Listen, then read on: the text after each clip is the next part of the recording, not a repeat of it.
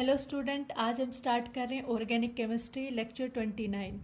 हम organic chemistry का second lecture start करेंगे which is arene and aromaticity. पहले हम सेकंड पार्ट करेंगे एरोमेटिसिटी। ठीक है, फर्स्ट ऑफ ऑल हम कर लेते हैं जनरल इंट्रोडक्शन इस यूनिट के बारे में। ठीक है, जैसे आपने प्रीवियस क्लासेस के अंदर पढ़ा होगा, एल्काइल्स हाइड्रोकार्बन्स की चेन के साथ आपका कोई नाइट्रो ग्रुप अटैच है, क्लोरो ग्रुप अटैच है एंड उनकी नेमिंग्स पढ़ी थी। ठीक है, फॉर एग्जांपल करते हैं जैसे CH3 CH2 Cl। ठीक है, इसको आप बोलते थे इथा।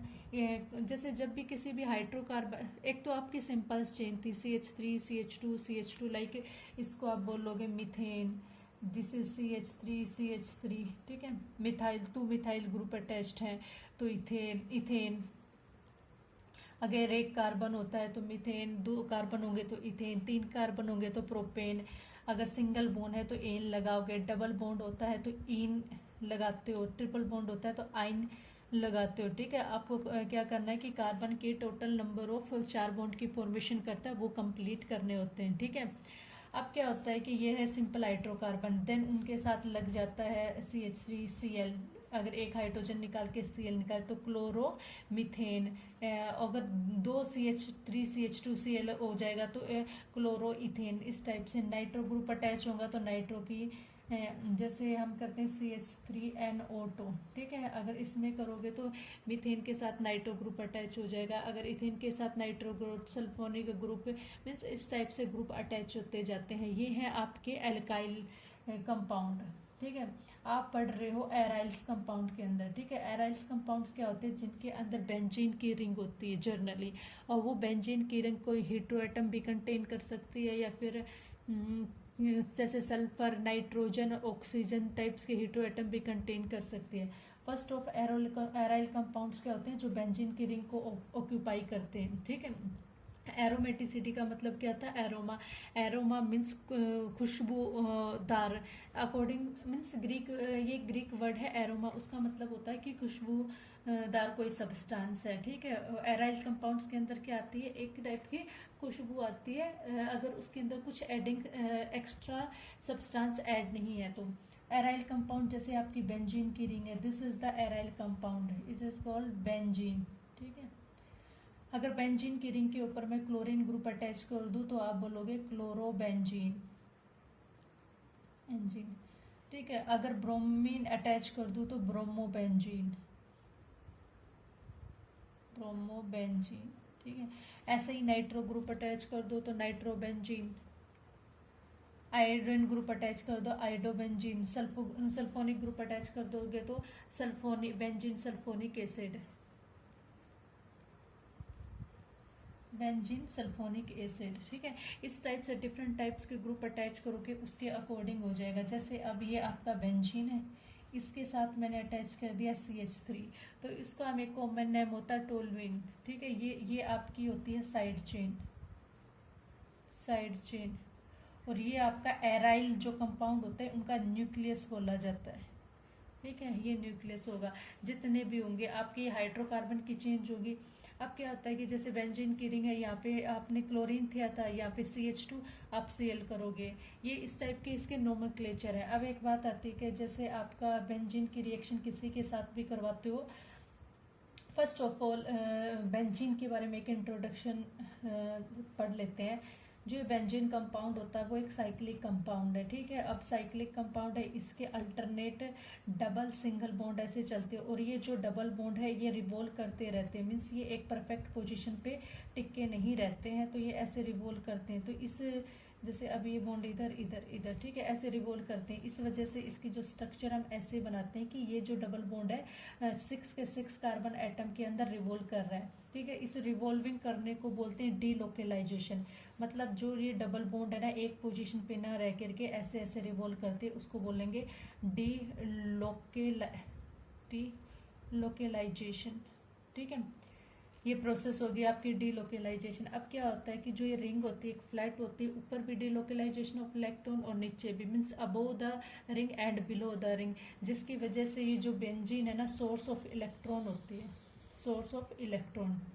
सोर्स ऑफ इलेक्ट्रॉन की तरह एक्ट करने की वजह से जो ऐसे कंपाउंड जो इलेक्ट्रॉन डेफिशिएंट कंपाउंड है या इलेक्ट्रॉन स्ट्रिकिंग कंपाउंड है वो क्या करेंगे, इसकी तरफ अट्रैक्ट होंगे और इनके कार्बन एटम के ऊपर अटैक करेंगे।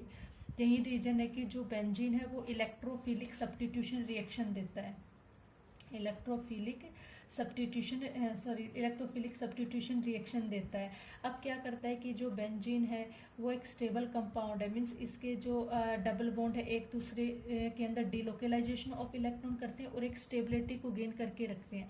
अगर मान लो अगर इसके अंदर इलेक्ट्रोफिलिक एडिशन रिएक्शन देगा तो उसके अंदर इसकी एरोमेटिसिटी डिस्टोर हो जाती है, मीन्स इसका एरोमेटिसिटी डिस्टोर हो जाती है जिसकी वजह से वो क्या होता है, वो अनस्टेबल हो जाता है। तो इस वजह से जो बेंजीन है एडिशन रिएक्शन नहीं देता है, वो सिर्फ इलेक्ट्रो सब्स्टिट्यूशन रिएक्शन देगा। सब्स्टिट्यूशन का मतलब होता है कि मान लो यहाँ पे कोई ए ग्रुप अटैच है तो कोई किसी की रिएक्शन करा दो सी ग्रुप की तो ये सब्स्टिट्यूट हो जाएगा, ए निकल जाएगा, बट एडिशन नहीं होता है। सब्स्टिट्यूशन रिएक्शंस होती हैं, एडिशन रिएक्शन मतलब एक्स्ट्रा मटेरियल आके ऐड नहीं होगा, सिर्फ सब्स्टिट्यूट होगा, कुछ निकलेगा कुछ ऐड होगा, क्योंकि ये अपने अंदर वाला जो डिलोकेलाइजेशन ऑफ इलेक्ट्रॉन है उसको डिस्टोर नहीं करता है, क्योंकि इसी की वजह से इसकी स्टेबिलिटी होती है, इसी वजह से इसको एरोमेटिक कंपाउंड बोलते हैं। जो एरोमेटिक वर्ड है, एरोमेटिक का मतलब होता है जो भी कंपाउंड एरोमेटिक होगा वो स्टेबल होगा, ठीक है।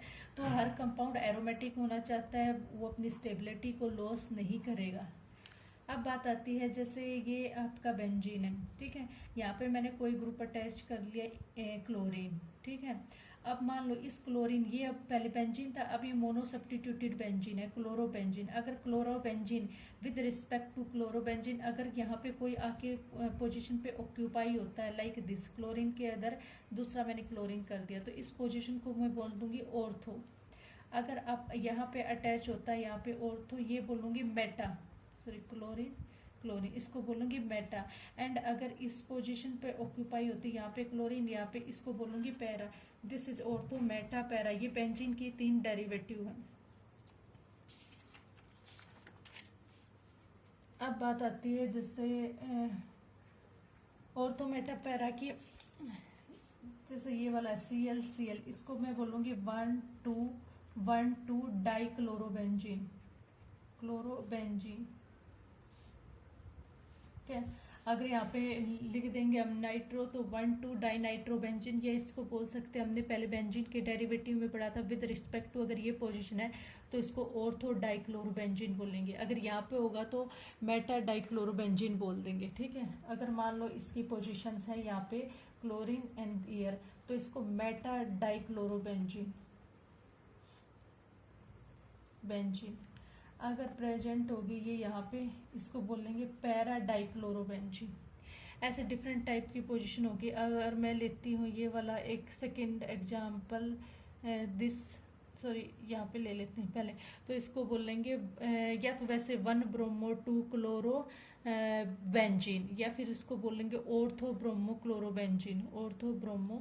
क्लोरोबेंजीन, ठीक है। इस टाइप से इनकी नेमिंग हो जाती है इन कंपाउंड्स की। अब एक एग्जांपल और लेते हैं, बेंजीन की रिंग है, उसके ऊपर अटैच्ड है carboxylic group with NH2 group, ठीक है। इसको बोलेंगे या तो बोलोगे 3 अमीनो बेंजोइक एसिड, ठीक है। ये 1 2 3 पे कौन सा अटैच्ड है, अमीनो ग्रुप है, 3 अमीनो बेंजोइक एसिड, ठीक है।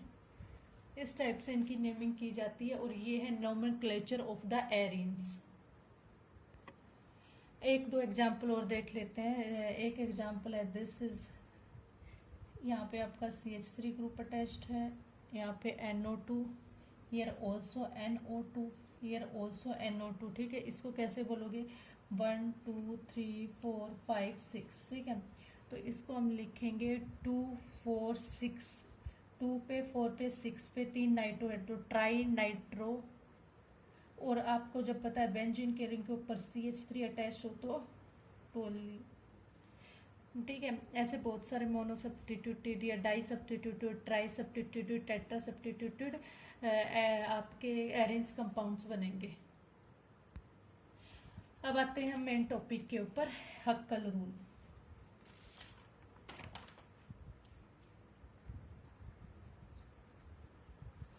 हक्कल रूल। फर्स्ट ऑफ ऑल इस रूल के बारे में पढ़ लेते हैं। जितने भी आपके, मैंने अभी बताया एरोमेटिक कंपाउंड्स के बारे में, जितने भी आपके एरोमेटिक कंपाउंड है ऑर्गेनिक केमिस्ट्री के अंदर, आपने जितने भी आपके एरोमेटिक कंपाउंड है ऑर्गेनिक केमिस्ट्री के अंदर, जो कंपाउंड एरोमेटिक होंगे ना वो स्टेबल होंगे। एरोमेटिक कंपाउंड्स क्या होंगे आपके, स्टेबल होंगे। ठीक है, स्टेबल। हर कंपाउंड एरोमेटिक होना चाहता है, स्टेबिलिटी को गेन करना चाहता है, और जो कंपाउंड एरोमेटिक होंगे वो नियरली इलेक्ट्रोफिलिक सब्स्टिट्यूशन रिएक्शन देंगे, क्योंकि वो अपनी एरोमेटिसिटी को लॉस नहीं करना चाहते। मेन पॉइंट यही है कि कोई कंपाउंड अगर एरोमेटिक है तो वो आपका कंपाउंड स्टेबल है। तो फर्स्ट पॉइंट है जो हक्कल रूल है ना, वो एक्सप्लेन करता है एरोमेटिक कैरेक्टर ऑफ मोलिक्यूल्स। तो हक्कल एक्सप्लेन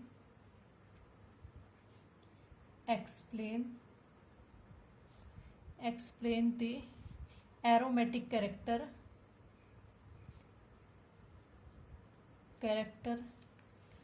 by his rule।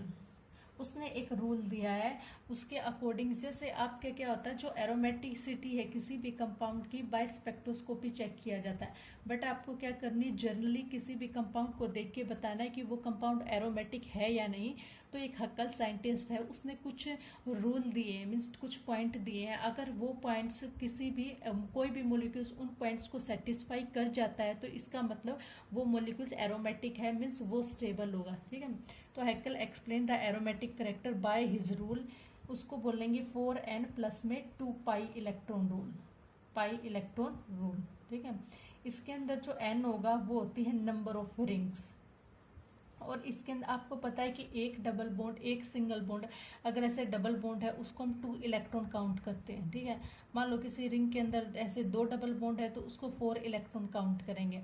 अगर 3 डबल बॉन्ड होंगे तो उसको हम 6 इलेक्ट्रॉन काउंट करेंगे। तो ये रफली। नाउ सेकेंड पॉइंट इज, इसके बारे में क्या होता है कि हक्कल रूल जो भी कंपाउंड देगा, मतलब हक्कल रूल ने कुछ पॉइंट्स दिए हुए हैं, अगर उसने कुछ रूल बनाए हुए हैं, अगर उन कंडीशन को कोई भी मॉलिक्यूल्स फॉलो कर जाता है तो इसका मतलब वो कंपाउंड एरोमेटिक होगा। तो according to Huckel a compound will be aromatic if it follow the given Huckel conditions।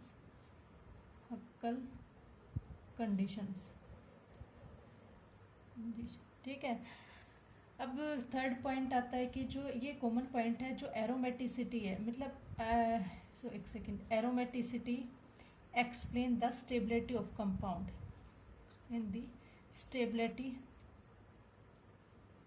of a compound और molecules।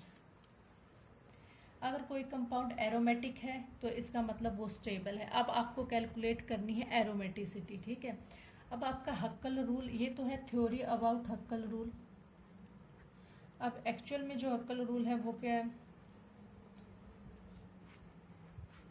फर्स्ट पॉइंट, हक्कल ने बोला था कि अगर कोई भी compound 4n plus 2 pi electron को सेटिस्फाई करता है, मतलब अगर उसके number, total number of electron इस रूल के अंडर आते हैं तो वो एरोमेटिक कंपाउंड होगा। First condition. पहले हम करते हैं n में भी आपका 0 हो सकता है, 1 हो सकता है, 2 हो सकता है, 3, कुछ भी। अगर आपका n 0 है तो आपका क्या होगा, 4 इंटू में 0 प्लस में 2 पाई इलेक्ट्रॉन, तो इसमें क्या आया आपका 2 पाई इलेक्ट्रॉन। ओके, जब आपका n इक्वल टू 1 होगा तो 4 इंटू में 1 प्लस में 2 पाई इलेक्ट्रॉन, ये आ गया 6 पाई इलेक्ट्रॉन। अगर n 2 है, ये एज सो ऑन चलता जाएगा, 4 इंटू में 2 प्लस में 2 पाई इलेक्ट्रॉन, तो ये हो गया आपका 10 पाई इलेक्ट्रॉन। अगर आपका n इक्वल टू 3 होगा तो 4 इंटू में 3 पाई इलेक्ट्रॉन। ठीक है, 14 पाई इलेक्ट्रॉन। अब क्या आती है, अगर आपके पास कोई ऐसा कंपाउंड है जिसके अंदर 2 पाई इलेक्ट्रॉन आता है, 6 पाई इलेक्ट्रॉन आता है, 10 पाई इलेक्ट्रॉन आता है, 4 पाई इलेक्ट्रॉन आता है, इसका मतलब वो हक्कल की फर्स्ट कंडीशन को सेटिस्फाई करता है। एक सेकंड कंडीशन भी होगी, अगर वो दोनों कंडीशन को सेटिस्फाई कर देगा तो इट ओबे हक्कल रूल, मीन्स वो कंपाउंड एरोमेटिक होगा और वो कंपाउंड स्टेबल होगा। ठीक है। अब मान लो कि कोई ऐसा कंपाउंड है जिसके अंदर 4 पाई इलेक्ट्रॉन है, 4 पाई इलेक्ट्रॉन। अब इस फॉर्मूले के अकॉर्डिंग तो 4 पाई इलेक्ट्रॉन कहीं भी नहीं आया, इसका मतलब वो कंपाउंड एरोमेटिक नहीं होगा, वो कंपाउंड स्टेबल नहीं होगा। अब second condition हक्कल rule, Huckel rule ने बोला है कि जो भी मॉलिक्यूल्स होता है वो मस्ट बी प्लेनर है, it must be planar, planar with planar structure with delocalization of pi electron above and below the ring। Means इसके अंदर बिलो द रिंग, मोटा मोटा समझने की क्या ज़रूरत है, आप कोई भी स्ट्रक्चर देख के नहीं बता सकते वो प्लेनर है, वो स्पेक्ट्रोस्कोपी से ही चेक की जाती है। ठीक है। अब इसका मतलब क्या है, डीलोकलाइजेशन ऑफ पाई इलेक्ट्रॉन मैंने आपको बताया था, जैसे बेंजीन है, ठीक है, यहाँ पे डबल बॉन्ड है यहाँ पे। अब ये क्या करते हैं, डबल बॉन्ड एक पोजीशन पे नहीं रहते, ये यहाँ चला जाता है, ये यहाँ चला जाता है, ये पूरी ही रिंग के अंदर ऐसे रिवॉल्व करते हैं। अब ये डबल बॉन्ड यहाँ आ गया, इसको मैं अब ऐसे लिख सकती हूँ, मतलब डीलोकलाइजेशन, इसको बोलते हैं डीलोकलाइज, मतलब बॉन्ड एक पोजिशन के ऊपर टिक के नहीं बैठा है, वो लोकलाइज नहीं है, वो डीलोकलाइजेशन। ऐसे रेजोनेंस होता है ना कि यहाँ से यहाँ, फिर वहाँ पॉजिटिव चार्ज नेगेटिव चार्ज, ऐसे जो रिंग के अंदर ये ओरिएंटेशन होती है, इसको डीलोकलाइजेशन बोलते हैं। ठीक है। अब जरूरी नहीं कि ये सिर्फ बेंजीन की रिंग के अंदर होते। फॉर एग्जांपल ये है आपका नेप्थलीन का एग्जांपल लेते हैं। ये नेप्थलीन के अंदर क्या था, 2 बेंजीन रिंग अटैच थी। ठीक है। अब इसके अंदर 1 2 3 4 5 ऐसे ये होता है नेप्थलीन का। इसमें क्या होगा कि आपका जो नेप्थलीन की एक्चुअल स्ट्रक्चर होती है ना, वो इस टाइप की स्ट्रक्चर होती है। जो ये बॉन्ड होगा ना, ये ब्रिजिंग पोजीशन वाला होता है, ऐसे नहीं होता। तो ये क्या करेंगे, ये एक दूसरे में, ये इधर जाएगा, ये इधर जाएगा, ये ऐसे डीलोकलाइजेशन होती रहेंगी दोनों रिंग के अंदर। इस वजह से हम इसको कैसे लिखते हैं, ऐसे करके भी लिख सकते हैं। तो जिसके अंदर डीलोकलाइजेशन ऑफ इलेक्ट्रॉन होता है वही एरोमेटिक कंडीशन को फॉलो करता है। ठीक है। अब यहाँ तो या तो इसको ऐसे लिख के दिखा दो, n प्लस में 2 पाई इलेक्ट्रॉन, n रिंग कितनी है 2, 4 प्लस में 2 पाई इलेक्ट्रॉन, तो क्या आ गया 10 पाई इलेक्ट्रॉन। तो 10 pi electron satisfy and delocalization satisfy, इसका मतलब ये कंपाउंड हक्कल रूल को फॉलो करता है, इसका मतलब ये कंपाउंड है आपका एरोमेटिक। अब दूसरी बात आती है, मैंने बताया था कि आप ऐसे भी कैलकुलेट कर सकते, एक डबल बॉन्ड को 2 इलेक्ट्रॉन मानोगे, 2 मतलब कितने हैं 2, एक कितने 1 2 3 4 5, तो इसके अंदर क्या हो गया 10 पाई इलेक्ट्रॉन। ठीक है।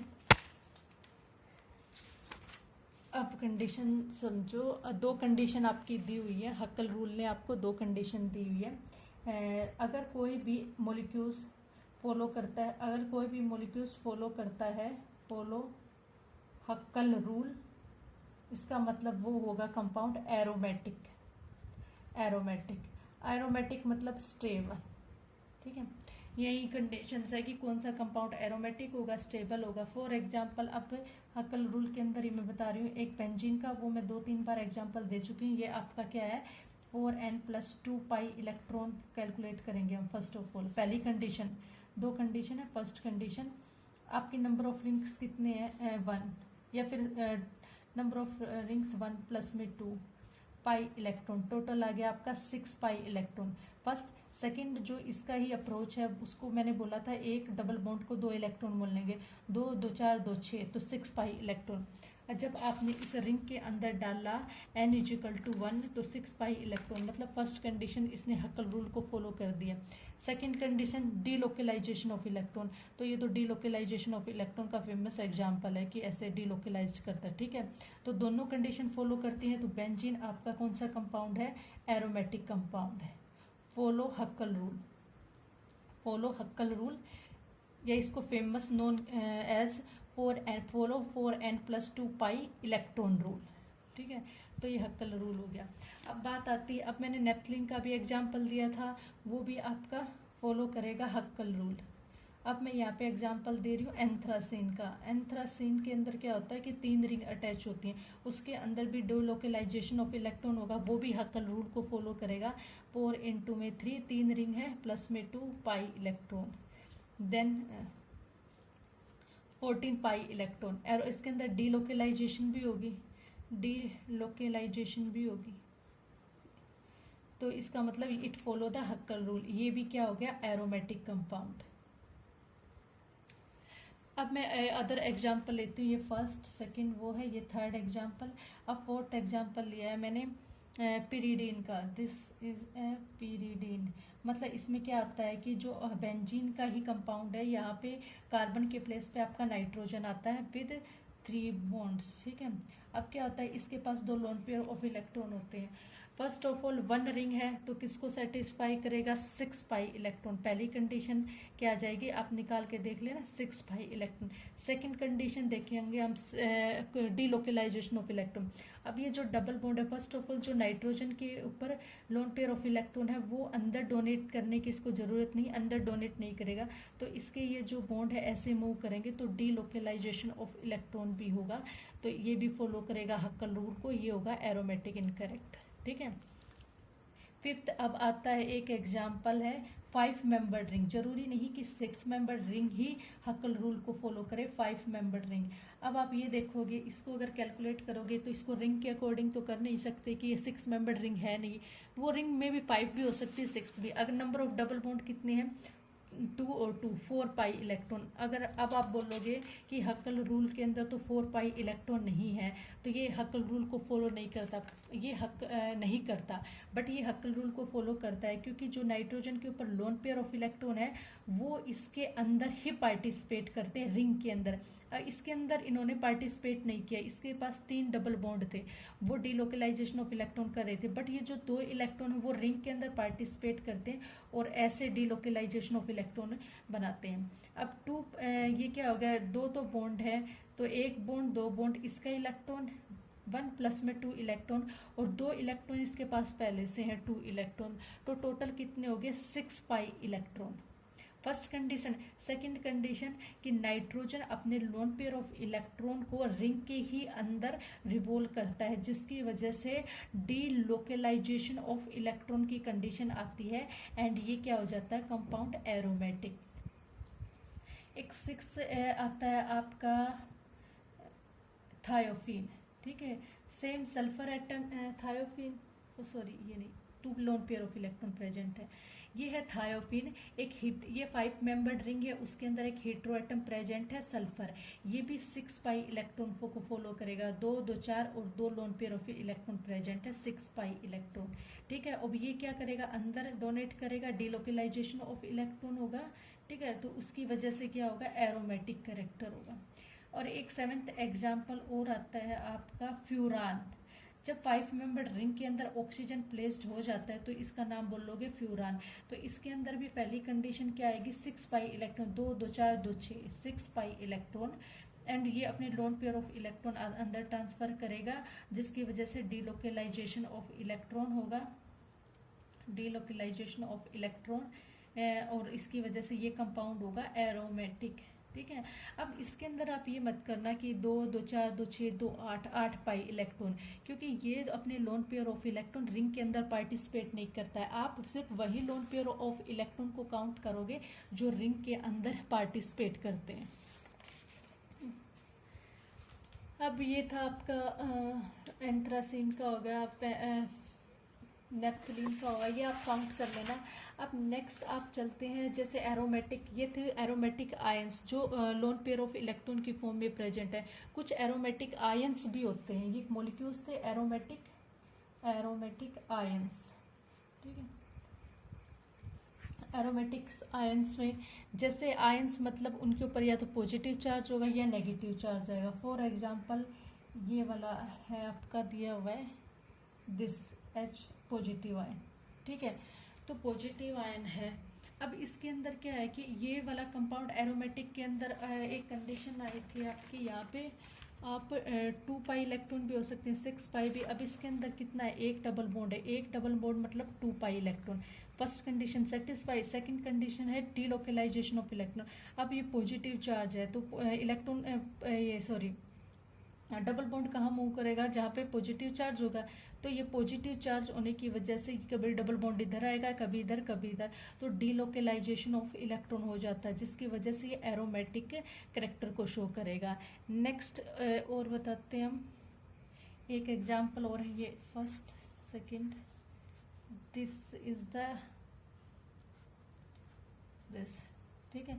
ये एक 5 मेंबर्ड रिंग है, यहाँ पे lone pair of electron with negative charge present है। अब हमें देखना है ये कंपाउंड एरोमेटिक है या नहीं।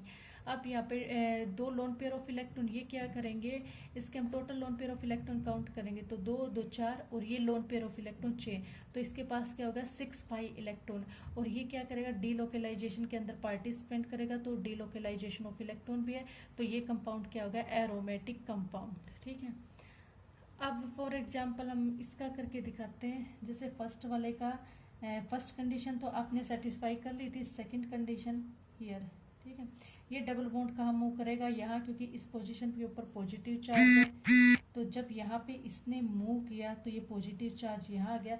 जो रेजोनेटिंग स्ट्रक्चर बनती हैं वही होती हैं आपकी डीलोकलाइजेशन ऑफ इलेक्ट्रॉन। अब ये यहाँ मूव करेगा तो यहाँ पे, तो इस प्रोसेस को बोलते हैं रेजोनेंस स्ट्रक्चर या ये डीलोकलाइजेशन ऑफ, एक अगर कंपाउंड के ऊपर है तो डीलोकलाइजेशन ऑफ इलेक्ट्रॉन एंड या रेजोनेंस, ठीक है। तो इसको हम कैसे रिप्रेजेंट कर सकते हैं कि ये जो पॉजिटिव चार्ज है ये पूरी रिंग के अंदर मूव कर रहा है, ठीक है, पूरी रिंग के अंदर मूव कर रहा है और 2 पाई इलेक्ट्रॉन भी है। इसका मतलब ये कंपाउंड आपका क्या होगा, एरोमेटिक कंपाउंड होगा। अब एक और एग्जांपल लेते हैं, साइक्लोहेप्टाट्राईइन। साइक्लोहेप्टा से आप समझ गए कि 7 कार्बन एटम है, ट्राई इनाइल, ठीक है। इसका एक एग्जांपल देखते हैं, हम देखते हैं कि ये कंपाउंड आपका एरोमेटिक होगा या नहीं। तो structure here, this this this this 1 2 3 4 5 6 7, okay, triene this and cation है positive ion. This is the structure of the cycloheptatrienyl, ठीक है। अब फर्स्ट कंडीशन 2 2 4 2 6 6 पाई इलेक्ट्रॉन, वो तो हो जाती है 6 पाई इलेक्ट्रॉन की सेटिस्फाई। देन आप चलोगे डीलोकलाइजेशन ऑफ इलेक्ट्रॉन।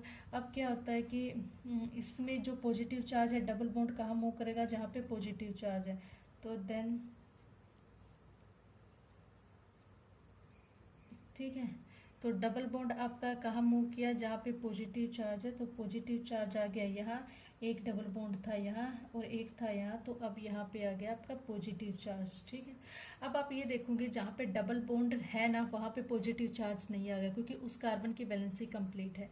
देन अब पॉजिटिव चार्ज यहाँ आ गया तो ये डबल बॉन्ड यहाँ मूव कर जाएगा, दिस दिस, अब आपका एक यहाँ पे था, यहाँ पे था, अब इसने यहाँ मूव किया तो पॉजिटिव चार्ज यहाँ आ जाएगा। देन नेक्स्ट आपके इस बॉन्ड की मूवमेंट हो गई है, इसकी हो गई, लास्ट बचता है ये, तो ये यहाँ मूव करेगा, दिस दिस दिस, एक यहाँ था यहाँ, अब इसने यहाँ मूव किया तो ये पॉजिटिव चार्ज यहाँ पे आ गया। नेक्स्ट मीन्स आपकी स्ट्रक्चर 1 2 तीनों बॉन्ड मूव कर चुके हैं, तो ऐसे ही स्ट्रक्चर ये मतलब positive charge over the ring move करता रहेगा। तो इसको मैं लिख सकती हूँ ऐसे करके, ऐसे इसकी स्ट्रक्चर ऐसे, मीन्स डीलोकलाइजेशन ऑफ इलेक्ट्रॉन हो रहा है, एक पॉजिटिव चार्ज की वजह से सारे बॉन्ड पूरे रिंग के अंदर ट्रेवल कर रहे हैं, तो ये वाला कंपाउंड क्या हो जाता है, एरोमेटिक कंपाउंड, मेटिक कंपाउंड, ये स्टेबल होगा, ठीक है। ऐसे बहुत सारे एग्जाम्पल है जो कि आप देखना बुक्स के अंदर। अब बात आती है एरोमेटिक कंपाउंड हो गया स्टेबल कंपाउंड, ठीक है। अब 3 कंडीशंस आती हैं, आप एक होता है एरोमेटिक कंपाउंड, एरोमेटिक कंपाउंड जिसके बारे में हमने पढ़ा है। एक होता है anti aromatic compound, matic compound, ये एरोमेटिक, एंटी एरोमेटिक, एक होता है नॉन एरोमेटिक। इनकी कंडीशंस होती हैं। जो कंपाउंड एरोमेटिक होगा वो क्या करेगा, 4n+2 पाई इलेक्ट्रॉन को फॉलो करेगा, फर्स्ट कंडीशन। इसके अंदर 4n+2, जो 4n+2 पाई इलेक्ट्रॉन को फॉलो नहीं करेगा वो एंटी एरोमेटिक कंपाउंड होगा, या फिर इसमें बोलोगे इसके 4 पाई इलेक्ट्रॉन को जो फॉलो करेगा वो एंटी एरोमेटिक कंपाउंड होगा, ठीक है। और इसके अंदर कोई भी एक रूल एरोमेटिक का फॉलो कर सकता है, ठीक है। सेकंड, ये क्या होना चाहिए, प्लेनर होने चाहिए। ये जो मेन रूल बताती हूँ मैं, रूल फॉलो। अब सेकंड, ये जो कंपाउंड होते हैं वो स्टेबल होते हैं, और ये कंपाउंड जो होंगे ना वो अनस्टेबल होंगे, अनस्टेबल होंगे। और जो एंटी एरोमेटिक कंपाउंड होते हैं वो हाईली अनस्टेबल होते हैं, हाईली अनस्टेबल, अनस्टेबल, ठीक है। थर्ड, इसके अंदर क्या होता है, डीलोकेलाइजेशन,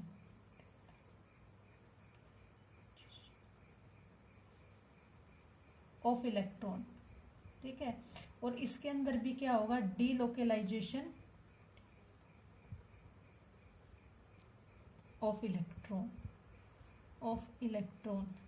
और इसके अंदर नहीं होगा डीलोकेलाइजेशन ऑफ इलेक्ट्रॉन, मोस्टली मिलेगा ही नहीं। नॉन एरोमेटिक कंपाउंड आप इजीली देख के बता सकते हो। Second, 4n+2, 4 pi electron, stable, highly unstable, delocalisation of electron. यही कंडीशंस होती हैं जो एरोमेटिक कंपाउंड को बनाती हैं, anti aromatic and non aromatic.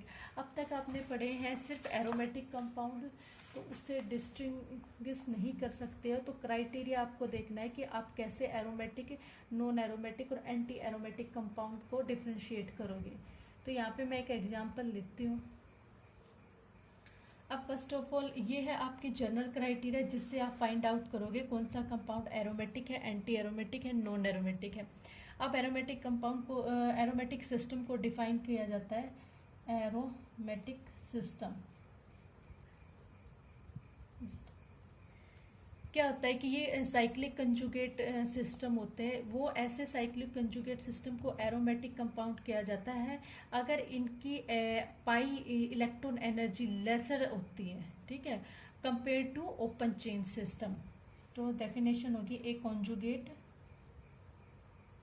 Conjugate cyclic system, a conjugate cyclic system is said to be aromatic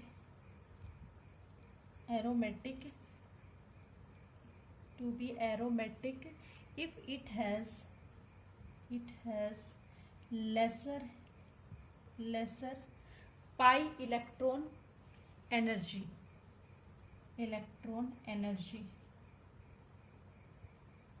और एक पॉइंट और, जो अब आपको पता है एरोमेटिक कंपाउंड स्टेबल होता है तो इनकी एनर्जी काफ़ी लो होती है, लो एनर्जी, इनकी होती है हाई एनर्जी। और ये जनरली कंपाउंड होते हैं एक कंडीशन, वन कंडीशन फॉलो करेंगे एरोमेटिक कंपाउंड्स की, बस lesser pi electron energy then the corresponding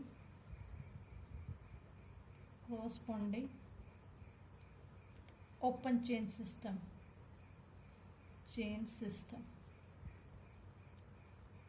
इस टाइप के कंपाउंड होंगे एरोमेटिक के मैं बहुत सारे आपको एग्जांपल दे चुकी हूँ, ठीक है। अब आता है anti aromatic compound, anti aromatic system. इसका भी same, a cyclic conjugation system is said to be anti-aromatic compound if it has a greater pi electron energy,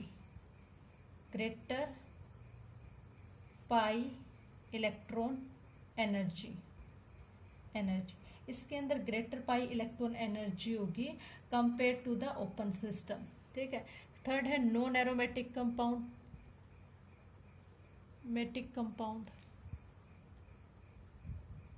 non aromatic compound के अंदर क्या होता है कि जो साइक्लिक कॉन्जुगेट सिस्टम है ना, उनके अंदर जो पाई इलेक्ट्रॉन इनकी एनर्जी होती है वो कंपेरेबल होती है साइक्लिक सिस्टम की, ठीक है, comparable energy to cyclic system,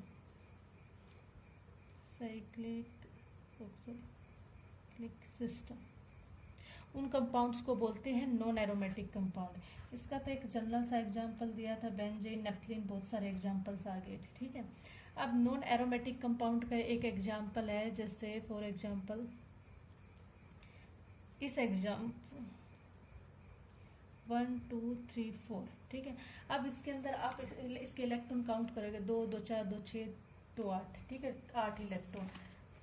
अब हक्कल रूल को देखोगे तो इसके अंदर 8 पाई इलेक्ट्रॉन नहीं है, जिसका मतलब ये जो आपका मोलिक्यूल्स है हक्कल रूल को फॉलो नहीं करता है, इसका मतलब ये एरोमेटिक कंपाउंड नहीं है। एरोमेटिक कंपाउंड होने के लिए हक्कल रूल को फॉलो करना चाहिए, ठीक है। तो इसके अंदर 4 पाई इलेक्ट्रॉन मतलब 2 2 4 2 6 2 8, ठीक है। ये आ वाला कंपाउंड 4 पाई इलेक्ट्रॉन को तो सेटिस्फाई कर जाता है, बट ये does not follow with this. अब देखना है डीलोकेलाइजेशन ऑफ इलेक्ट्रॉन। अगर आप इसको देखोगे तो आप सोचोगे यहाँ पे डीलोकेलाइजेशन ऑफ इलेक्ट्रॉन हो रही है, बट ये जो मॉलिक्यूल है स्पेक्ट्रोस्कोपी से चेक किया गया, इसकी जो स्ट्रक्चर है ऐसे नहीं है, इसकी जो स्ट्रक्चर है वो ऐसे होती है, टप की शेप में होती है। और जो ये जो बॉन्ड लेंथ है ना सारी इक्वल नहीं है। अगर ये बॉन्ड लेंथ इक्वल नहीं है तो ये बॉन्ड रिवॉल्व ही नहीं कर पाएंगे, मतलब कंजुगेशन में ही नहीं जा पाएंगे। तो इसकी जो स्ट्रक्चर ऐसी होती है non planar. Non planar structure होने की वजह से ये क्या करता है, डीलोकेलाइजेशन ऑफ इलेक्ट्रॉन इस फॉर्म में नहीं कर पाता है। तो इसके अंदर क्या हुआ, पहला कंडीशन 2 2 4 2 6 2 8, 8 पाई इलेक्ट्रॉन सिस्टम है, ठीक है। सेकंड, डीलोकेलाइजेशन ऑफ इलेक्ट्रॉन नहीं है, डीलोकेलाइजेशन ऑफ इलेक्ट्रॉन, नोट या नो आगे लिख दो, second condition no delocalization of electron. तो जिसकी वजह से क्या हो गया, ये नॉन एरोमेटिक कंपाउंड हो गया। अब बात करते हैं हम एंटी एरोमेटिक कंपाउंड्स की। अब इसका एग्जाम्पल लेते हैं हम, जिससे फॉर एग्जाम्पल दिस, ठीक है। ये इसके अंदर आप क्या देखोगे, फर्स्ट कंडीशन इज क्या होनी चाहिए, 4 पाई इलेक्ट्रॉन। तो 2 2 4 4 pi electron system, 4 n pi electron, 4 n pi electron, ठीक है। n 1 2 4 8 ऐसे हो सकता है। अब सेकंड है ना, अगर 2 होता है तो 4 दूनी 8, ठीक है। तो ये 8 पाई इलेक्ट्रॉन वाला इसको फॉलो कर रहा है, बट इसके अंदर डीलोकेलाइजेशन ऑफ इलेक्ट्रॉन भी होना चाहिए, इसके अंदर नहीं होता है। ये डिफरेंस है इसके बीच में। ये इसको भी फॉलो कर सकता है और इसको भी फॉलो कर सकते हैं बाय नंबर ऑफ इलेक्ट्रॉन्स, ठीक है, ठीक है। तो इसके बट इसके अंदर डीलोकेलाइजेशन ऑफ इलेक्ट्रॉन होना चाहिए जब 4n। अब जैसे इसके अंदर बट डीलोकेलाइजेशन ऑफ इलेक्ट्रॉन नहीं है तो वो उसको हम नॉन एरोमेटिक के अंदर डाल देते हैं। इसमें 4 पाई इलेक्ट्रॉन सिस्टम हो गया। सेकंड कंडीशन ये क्या करेगा, यहाँ डीलोकेलाइजेशन ऑफ इलेक्ट्रॉन,